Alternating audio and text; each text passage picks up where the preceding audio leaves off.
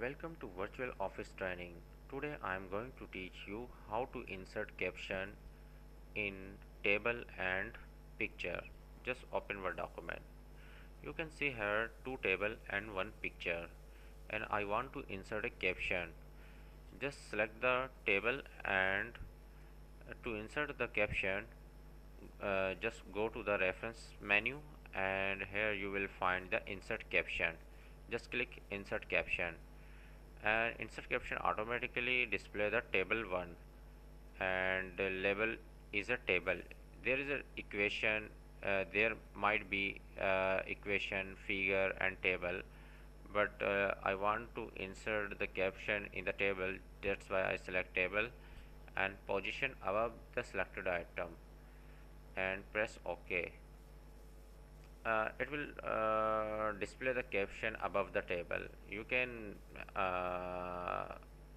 increase the font style to 14, and if you want to insert the another table caption, just select the table and go to the reference, and you will find the insert caption, and it caption option automatically display the table 2.